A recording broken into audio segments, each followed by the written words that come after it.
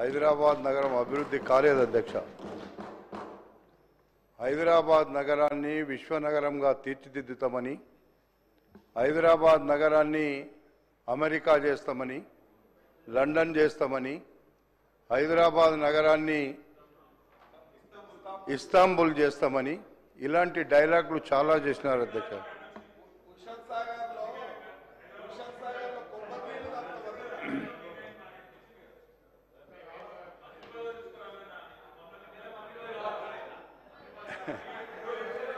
వస్తుంది అధ్యక్ష. నేనేమంటున్నంటే అధ్యక్ష, అభివృద్ధి చేస్తాము అనేటువంటి మాట చెప్పి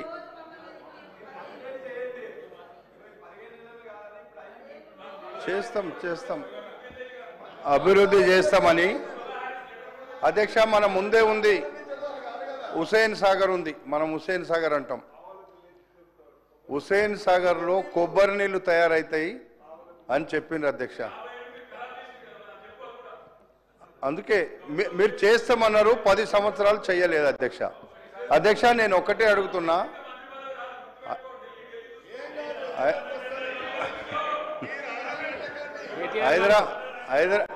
అధ్యక్ష అధ్యక్ష హైదరాబాద్ నగరంలో అందరం ఉంటాం అధ్యక్ష. అధ్యక్ష, హైదరాబాద్ నగరంలో మనం జిల్లాలలో నియోజకవర్గంలలో ఎక్కడ ఉన్నా అందరు హైదరాబాద్ నగర వాసులే అధ్యక్ష.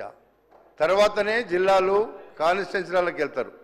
ముందు హైదరాబాద్ నగరాన్ని అభివృద్ధి చేయాల్సినటువంటి అవసరం ఉందా లేదా అధ్యక్ష? ఎవరమున్నా ఏమి చేసినా కాంగ్రెస్ ప్రభుత్వం హయాంలో మేము కూడా ఉన్నాం అధ్యక్ష. ఆ రోజు రాజశేఖర రెడ్డి గారు ముఖ్యమంత్రి ఉన్నప్పుడు కావచ్చు, అంతకుముందు కాంగ్రెస్ ప్రభుత్వం అధికారంలో ఉన్నప్పుడు కావచ్చు, తర్వాత కాంగ్రెస్ పార్టీ అధికారంలో ఉన్నప్పుడు ఔటర్ రింగ్ రోడ్ తెచ్చింది అధ్యక్ష, ఎయిర్పోర్ట్ తీసుకొచ్చింది అధ్యక్ష, హైటెక్ సిటీ నిర్మించింది అధ్యక్ష. ఇలాంటి కార్యక్రమాలు చేసింది కాంగ్రెస్ ప్రభుత్వం అధ్యక్ష. మేము కాదంటలేం. మీరు కొన్ని ఫ్లైఓవర్లు కట్టినరు, కానీ ట్రాఫిక్ పోయిందా అధ్యక్ష? ట్రాఫిక్ ఎక్కడ కూడా ఈరోజు రోజు రోజుకు పెరుగుతున్నటువంటి జనాభాకు అనుగుణంగా హైదరాబాద్ నగరంలో రోడ్లు కానీ, డ్రైనేజ్ వ్యవస్థ కానీ, మంచినీటి వ్యవస్థ కానీ ఇప్పటికి కూడా తయారు కాలేదు అధ్యక్ష. దాని మీద రేవంత్ రెడ్డి గారు ముఖ్యమంత్రి అయిన తర్వాత ఈ ప్రభుత్వంలో హైదరాబాద్ నగరాన్ని అభివృద్ధి చేయాలనేటువంటి ఒక తపనతోని, అభివృద్ధి చేయాలనేటువంటి ఒక దూర ఆలోచనతోని కొన్ని కార్యక్రమాలు తీసుకున్నటువంటి మాట మీకు కూడా తెలుసు అధ్యక్ష. ఎందుకంటే హైదరాబాద్ నగరంలో ఉన్నటువంటి జనాభాకు, హైదరాబాద్ నగరానికి ఉన్నటువంటి విస్తీర్ణానికి చాలా తేడా ఉంది అధ్యక్ష. అందులో హైదరాబాద్ నగరం, మన అందరం కూడా ఈ నగరంలో ఉన్నాం, కానీ హైదరాబాద్ నగరంలోనే రోజు రోజు పెరుగుతున్నటువంటి జనాభాకు అనుగుణంగా ఇంకొక కొత్త టౌన్ కట్టాలనేటువంటిదే 4th సిటీ ఒక ఉద్దేశం అధ్యక్ష. అక్కడ నిజంగా మీరే చేసిండ్రు. అక్కడ ల్యాండ్ అక్విజిషన్ అనేటువంటిది 10 సంవత్సరాల్లో టీఆర్ఎస్ ప్రభుత్వం చేసిన గొప్ప పని అధ్యక్ష. కానీ ఆ గొప్ప పనిలో విషము నింపేటువంటి కార్యక్రమం ఉంది అధ్యక్ష. రైతుల దగ్గర భూములు తీసుకున్నప్పుడు ఒక్క ఇండస్ట్రీ అధ్యక్ష, మీకు ఉదాహరణ చెప్తా. మన దగ్గర ఒక సిరీస్ అనేటువంటి ఒక ఇండస్ట్రీ ఉండే అధ్యక్ష, ఫార్మా ఇండస్ట్రీ. ఒక్క ఇండస్ట్రీ ఉంటేనే 100 కిలోమీటర్ల దూరం గాలిలో విష పదార్థాలు, నీళ్లలో విషం, భూగర్భ జలాలంతా కూడా కలుషితం. అలాంటి పరిస్థితి ఉన్నటువంటి పరిస్థితిలో 20,000 ఎకరాల్లో ఫార్మాసిటీ కట్టి ఎవరిని ఇబ్బంది పెట్టడానికి హైదరాబాద్ నగరానికి 15 కిలోమీటర్ల దూరంలో ఉన్నటువంటి ప్రాంతంలో మీరు ఫార్మాసిటీ కడుతున్నామంటే ఎవరికి మంచి జరగాలని కట్టిండ్రు అధ్యక్ష? అందులో ఎవరికి మంచి జరగాలని లేదు. అది కేవలం రైతుల దగ్గర భూములు తీసుకొని ఆ రోజు మీరు తీసుకున్నటువంటి నిర్ణయాన్ని మేము వ్యతిరేకించినాం అధ్యక్ష. భూములు తీసుకుంటప్పుడు వ్యతిరేకించినాం. వ్యతిరేకిస్తేనే కదా నన్ను గెలిచిన తర్వాత 300 ఓట్లతో ఓడించింది టీఆర్ఎస్ ప్రభుత్వం కాదా అధ్యక్ష? మీ గుండె మీద చేసుకొని చెప్పమనండి. మల్రెడ్డి రంగారెడ్డి గెలిచిన తర్వాత మీరు ఓడిచ్చిరా లేదా అనే దానికి జవాబు చెప్పమనండి. ఇప్పుడు కూడా అక్కడ ఉన్నటువంటి ఇప్పుడు ఉంటే కూడా మీరు గెలిచిన తర్వాత అనౌన్స్ అయిన తర్వాత 6,000 ఓట్లతో గెలిస్తే మీరు అక్కడ పోలీసులను పెట్టి అధికారం ఉంది 80 సీట్లు వచ్చినాయని ఆ రోజు ఓడించిన మాట నిజం కాదా అధ్యక్ష? ఫార్మాసిటీ కోసం మీరు కూడా మీరు జిల్లాలో చూసినారు అధ్యక్ష. ఈ మోసం చేసి రాలేదు అధ్యక్ష. మోసం చేసినప్పుడు మేము ఆ రోజు ఊరుకున్నాం. ఆ రోజు మీకు అధికారం ఉంది అనేటువంటి మీకుండేటువంటి బలంతో పోలీసులను పెట్టి అక్కడ నన్ను తరిమేసినటువంటి పరిస్థితి మీ అందరికీ తెలుసు అధ్యక్ష. అందుకే నేను ఏమంటున్నంటే అధ్యక్ష, హైదరాబాద్ నగరంలో ఉండేటువంటి సమస్యల పరిష్కారానికి మీరు చేయలేకపోయి ఉండొచ్చు. మేము చేయాలనేటువంటి ఈ ప్రభుత్వం చేయాలనేటువంటి ఒక కృతనిశ్చయంతో ఉంది. మీరు చేయడానికి సహకరించమని ఈ సందర్భంగా నేను కోరుతున్నా అధ్యక్ష. అధ్యక్ష,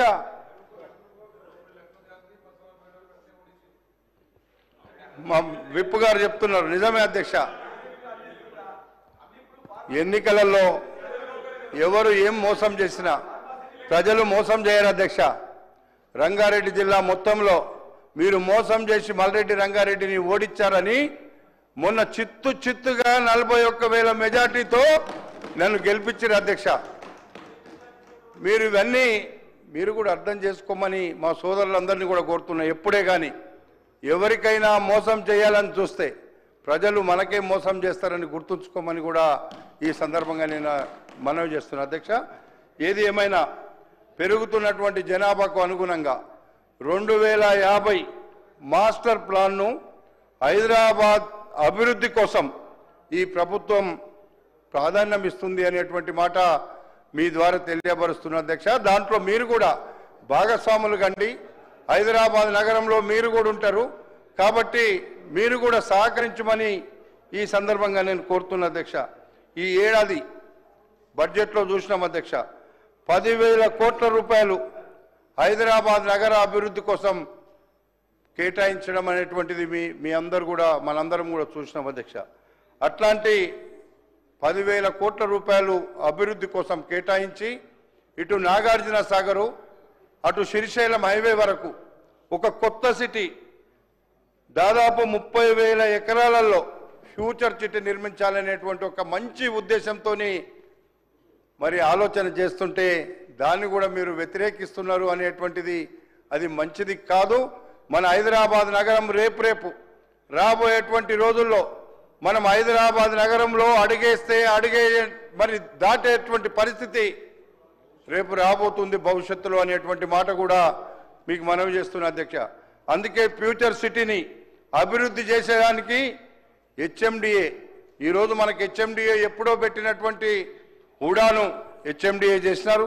హెచ్ఎండిఏ ఈరోజు అంతకంటే మిన్నగా హైదరాబాద్ నగరాన్ని అమెరికానో లండనో చేయాలి అంటే సాధ్యమయ్యేది ఒక్క ఫ్యూచర్ సిటీలోనే అనేటువంటి మాట మీకు ఈ సందర్భంగా మనవి చేస్తున్నా అధ్యక్ష.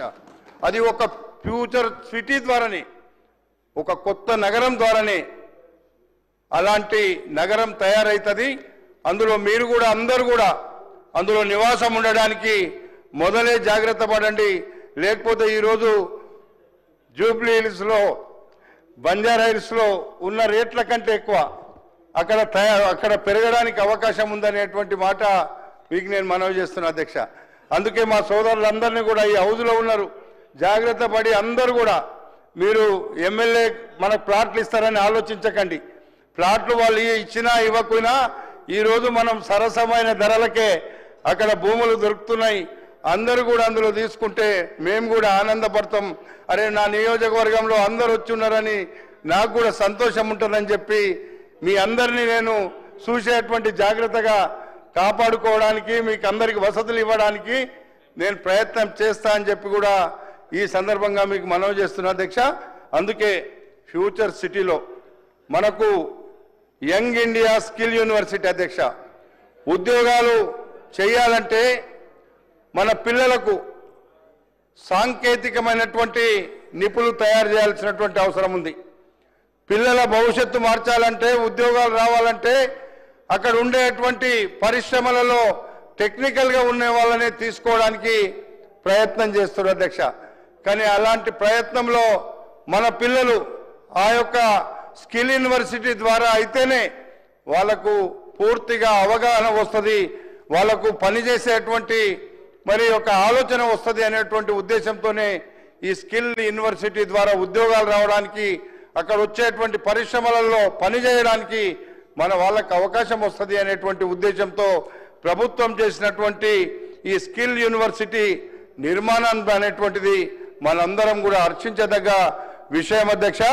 ఆ రోజు ఐటీ మంత్రి గారు మేమందరం ఆ యొక్క స్కిల్ యూనివర్సిటీకి ఫౌండేషన్ వేసినాడే ముఖ్యమంత్రి గారు చెప్పిండ్రు, రంగారెడ్డి జిల్లాలో ఉండేటువంటి ప్రతి పౌరునికి ఇక్కడ మంచి అవకాశం వస్తుంది. దాని తర్వాత స్టేట్లో ఉండేటువంటి తెలంగాణ రాష్ట్రంలో నిరుద్యోగులందరూ కూడా రేపు ఉద్యోగాలు రావడానికి స్కిల్ యూనివర్సిటీ ద్వారా అవకాశాలు వస్తాయనేటువంటి మాట కూడా చెప్పడం జరిగిందని చెప్పి ఈ సందర్భంగా మీకు నేను మనవి చేస్తున్నా అధ్యక్ష.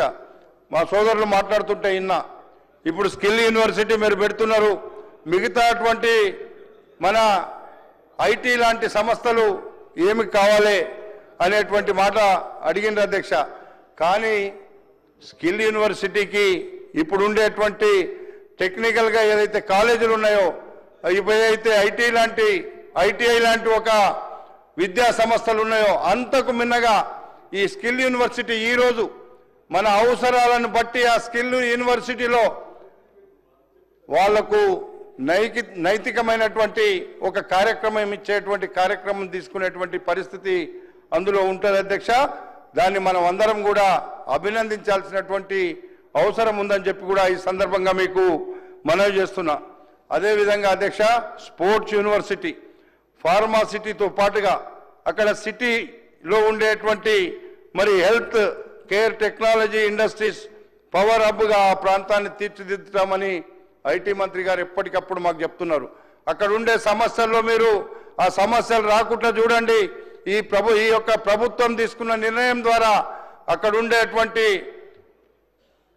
మన అన్ఎంప్లాయ్మెంట్ యువతకు కానీ, ఇక్కడ క్రీడలలో ముందుకు పోతున్నటువంటి యువతకు కానీ ఒక మంచి అవకాశం వస్తుందని మాకు ఎప్పటికప్పుడు కూడా చెప్పడం జరుగుతుందనేటువంటి విషయాన్ని మీ ద్వారా నేను తెలియపరుస్తున్నా అధ్యక్ష.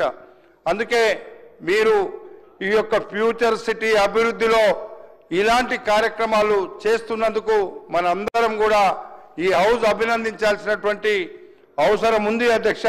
అందుకే హైదరాబాద్ నగరాన్ని విస్తరించడం ఒకవైపు అయితే, అభివృద్ధికి లక్ష్యంగా 18,000 కోట్లతో రీజనల్ రింగ్ రోడ్ అధ్యక్ష. రీజనల్ రింగ్ రోడ్ కూడా వస్తుంది అంటే అది 4 జిల్లాలకు సంబంధించి రీజనల్ రింగ్ రోడ్ లింక్ అవుతుంది అధ్యక్ష. ఉమ్మడి మెదక్ జిల్లా, రంగారెడ్డి జిల్లా, సంగారెడ్డి జిల్లా, అదేవిధంగా నల్గొండ జిల్లా, మహబూబ్ నగర్ జిల్లాల 4 జిల్లాలకు విస్తరించేటువంటి ట్రిపుల్ ఆర్ను నిజంగా మనందరం కూడా ఇలాంటి కార్యక్రమాలు చేయడం వల్ల మనము ఏదో ఉన్నదాన్నే చేసుకుంటూ పోతాము అనేది కాదు అధ్యక్ష. ఉన్నదాన్ని బాగు చేసుకుంటానే కొత్తగా సృష్టించాల్సినటువంటి అవసరం మన హైదరాబాద్ నగరానికి చుట్టుపక్కల ఉండేటువంటి మన ప్రాంతాలలో అభివృద్ధి చేయడానికి ఒక మంచి అవకాశాన్ని ఈ యొక్క ట్రిపుల్ ఆర్ కూడా తీసుకునేటువంటి పరిస్థితి ఉంది అధ్యక్ష. అందుకే ఈరోజు ట్రిపుల్ ఆర్ కూడా 24,237 కోట్లతో మరి మెట్రో కూడా అధ్యక్ష, మెట్రో విస్తరించాలని చూస్తున్నారు. ఈ మెట్రో విస్తరిస్తే అధ్యక్ష మనకు నిజంగా కొంత హైదరాబాద్ నగరంలో ఉన్నటువంటి ట్రాఫిక్ తగ్గడానికి అవకాశం ఉంటుంది. ఈ మెట్రో వల్ల ఇప్పటికే హైదరాబాద్ నగరంలో ఉన్నటువంటి ట్రాఫిక్ను మళ్లించి కొంతవరకు మనము అది ట్రాఫిక్ ఇబ్బంది లేకుండా చేయగలిగినాం. ఇప్పుడు విజయవాడ రోడ్డు కానీ, అదేవిధంగా ఎయిర్పోర్ట్లో ఉన్న రోడ్డు కానీ, ఇక్కడ ఉండేటువంటి ఈ యొక్క హైదరాబాద్ నలుమూలలకు కూడా ఈ మెట్రో ఎంత ఎక్కువ పోతే అంత మంచిది. అందులో భాగంగా విజయవాడ రోడ్లో ఇంకొక మాట చెప్పినారు అధ్యక్ష, హయాత్ నగర్ వరకే తీసుకుంటామని ఇందులో చెప్పినారు. అది హయాత్ నగర్ వరకు కాదు, పెద్దంబర్పేట్ ఔటర్ రింగ్ రోడ్ వరకు తీసుకుంటే అది పూర్తిగా అక్కడ ఈ యొక్క ఔటర్ రింగ్ రోడ్కు లింక్ అయి ప్రజలకు ఇబ్బంది లేకుండా ఉంటుందని చెప్పి కూడా ఈ సందర్భంగా నేను మనవి చేస్తున్నా. ఇప్పటికే 69 కిలోమీటర్లు అదనంగా తీసుకున్నట్టుగా చెప్పినటువంటి ఈ యొక్క దీంట్లో ఇంకొక 15-20 కిలోమీటర్లు ఎక్కువైనా అన్ని ప్రాంతాలకు విస్తరించే విధంగా చేయమని నేను ఈ సందర్భంగా నేను ముఖ్యమంత్రి గారిని కోరుతున్నా అధ్యక్ష. అదేవిధంగా సికింద్రాబాద్ అల్వాల్ రోడ్ అధ్యక్ష, రాజీవ్ రహదారి ఇది ఒక మంచి కార్యక్రమాన్ని తీసుకున్న అధ్యక్ష. గతంలో ఈ భూమి హైదరాబాద్ నగరంలో ఉన్నటువంటి నాగపూర్ జాతీయ రహదారిపై 1580 కోట్లతో డబుల్ డెక్కర్ ఎలివేటెడ్ కారిడార్ నిర్మించాలని ఆలోచన ఉంది అధ్యక్ష. నిర్మించబడుతుంది అధ్యక్ష. ఈ రెండు నిర్మాణాలకి మేదీపట్నంలో అధ్యక్ష, మేదీపట్నంలో శ్రీన్వాగ్ నిర్మాణానికి అడ్డంగా ఉన్న రక్షణ భూముల బదలాయింపు చేసేందుకు ముఖ్యమంత్రి గారు చాలా సందర్భాల్లో ఢిల్లీకి వెళ్ళారు అధ్యక్ష. దాన్ని కూడా ముఖ్యమంత్రి గారు ఢిల్లీకి వెళ్ళేటువంటి విషయాన్ని కూడా పదే పదే ప్రతిపక్షాలు విమర్శించడం సరికాదు అధ్యక్ష.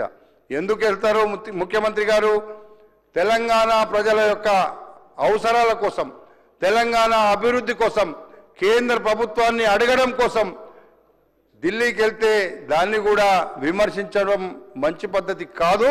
అది మన తెలంగాణ ప్రజల మేలు కోసమని ఆలోచించాల్సినటువంటి అవసరం ఉంది అని చెప్పి ఈ సందర్భంగా మనవి చేస్తున్నా. ఇది వాళ్ళు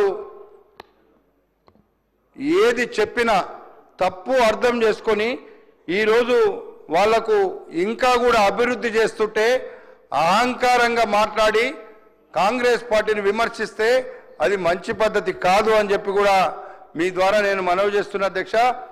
హైదరాబాదులో చెరువులు కుంటారు అధ్యక్ష, నిజంగా ఒక్కొక్కసారి బాధ అనిపిస్తుంది అధ్యక్ష. హైదరాబాద్ చెరువుల కుంటల విషయంలో మీరు హైదరాబాద్లో ఉన్నటువంటి చెరువులు, కుంటలు, నాలాలను చూస్తే ప్రభుత్వ ఆస్తులను పరిరక్షించడానికే ప్రభుత్వం హైడ్రాను ఏర్పాటు చేసింది అధ్యక్ష. హైడ్రాను విమర్శిస్తున్నాం కదా,